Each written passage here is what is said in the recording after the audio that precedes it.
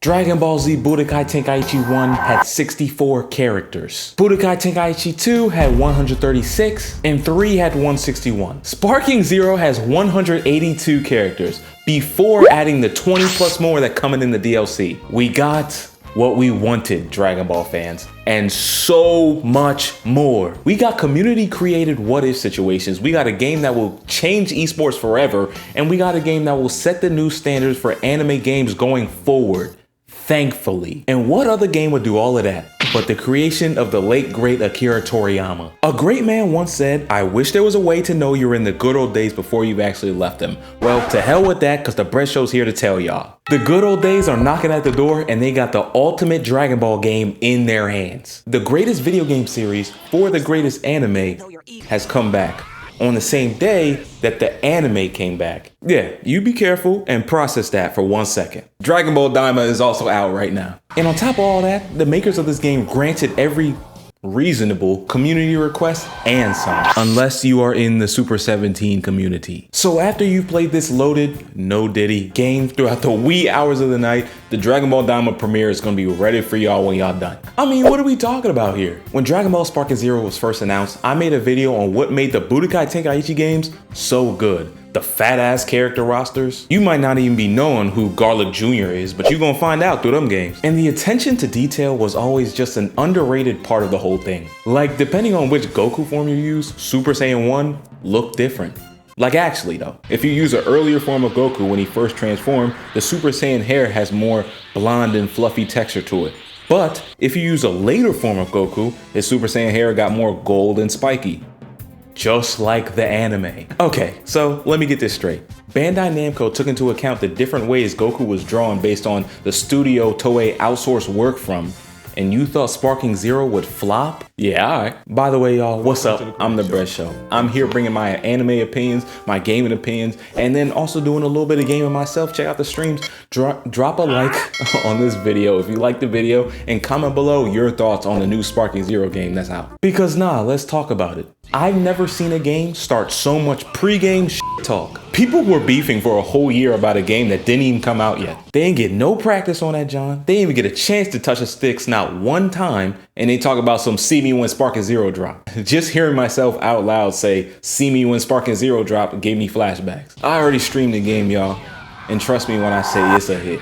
Not only did they put the community requested stuff, the best stuff from the original Budokai Tenkaichi games, but they also added in a bunch of new stuff too. And it's even more than the leaks even leaked. First of all, I don't know whether it's mocap or what else they got going over there, but the animations and the character designs are peak. The lip syncing is peak. The color palette is alive and loud, and I will be referring to that again later. And it also don't matter if you're into single player or multiplayer, because there's enough for you, I promise you. They got episode battles where you could take the point of view of a certain character. Even Goku Black and future Trunks are in there. Mind you, the length of this mode does depend on how long the original character is in the story. So Goku gonna have a bigger section, but if you take control of like Frieza or better yet Jiren, you're not gonna have that much. And I also don't see too many people talk about the custom battles. They let you change cutscenes, dialogue, a whole bunch of stuff actually. You can even change the win conditions for how you win a game against your opponents. They got the title screens on it and everything. It make you feel like you're in a whole episode for real. I remember back in the old Budokai Tenkaichi games, sometimes when you started a fight,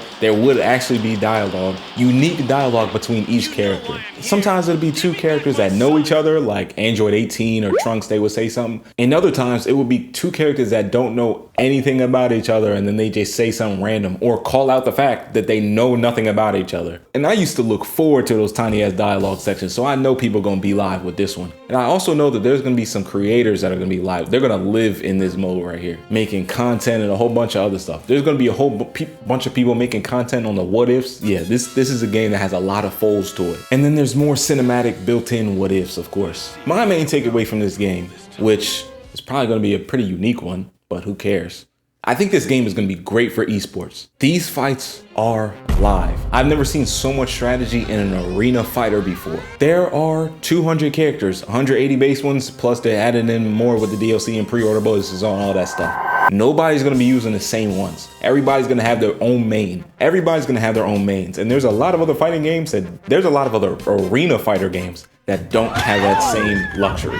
Now, in the fighters like Tekken or Mortal Kombat or Street Fighter, of course, each fighter is more in depth, so that's how they can have 16 to 20 people on the roster. It's something else about somebody stomping you out with the super version of Tien. And all of these fights are legit fun to watch because there's just so much going on the screen at one time. It is as entertaining playing the game as it is watching the game, which is something that that's a connection that esports hasn't fully maturated yet for all the games. I mean, come on, I'm talking about the greater public, let's be honest here. And plus, it also helps that people already are familiar with the Dragon Ball franchise, so they're just gonna be more in tune to watching this game. And then another thing that's gonna really help this game in esports is that the skill wall is lower. You might be thinking to yourself, wouldn't that hurt it? But let me explain for a little bit. In Tekken and Street Fighter, the skill wall is higher. So when you're introducing somebody to the series and they buy the game for the first time, you get to a certain point where it's like, okay, I'm not gonna beat these dudes. These dudes been replaying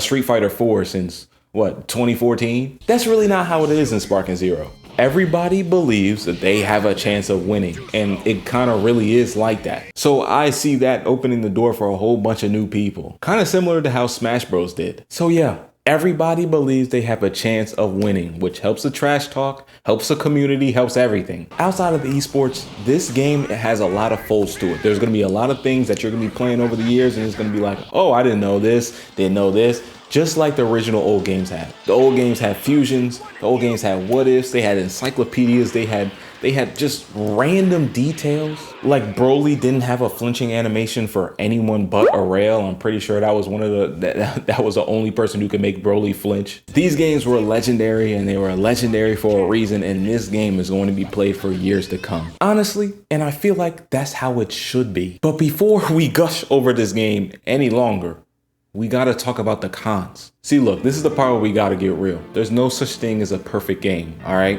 Number one, no Super 17. All right, that'd take off a couple points. Number two, no Apule. Come on now. He was in Tenkaichi 2. That's what made the game. Who's gonna fill the void of explosive key wave number 2? And then con number 3, which might be the biggest con, no Gear 5 Luffy. You missed an opportunity, Bandai, I'm sorry. Every good game has a cameo, and you missed it. Acting like they didn't have room for one more. But yeah, that's it. That's all the cons. That's all the cons I could see in this game. This game is perfect. And I thought it would be multiplayer based. It's not. It's just as much single player as it is multiplayer for real. Have at it. Speaking of have at it, I'm about to get back to playing the game. This is the ultimate Dragon Ball game. And if we never ever don't get not a Dragon Ball game from here on out, all right, come on, maybe we bring back Xenoverse 3 since y'all in the mood or whatever. But anyways, yeah, if we never get another game, this is the ultimate experience that we will be playing for years to come. This the one, and I'm excited for it. I guess one of the other cons is that it's not called Budokai Tenkaichi 4, but then I know how, you know, it can be intimidating to jump into the 4th game of a series, so I can understand why they just started it over, but hey, it's whatever. I'm feeling good. I'm feeling good about this game. Hop into the streams. I will be playing this game and other games like it or not like it. Whatever, it's a stream. For everybody who has been popping in the streams, I see y'all. I see y'all. I notice y'all. Thank you for dropping a like. Thank you for saying something. Thank you for saying what's up. Yeah. If you like this video, if you're watching the video up to this point, you're guaranteed to like all my other content. I have a whole bunch of other stuff, anime, gaming, a whole bunch of other stuff. If you like the video, please like the video. It really helps the channel out a lot. Please comment. It really helps me. I'll be responding to as many as I can. Spread love, give inspiration in all you do, and peace out. Welcome to the Crash Show. Take 2.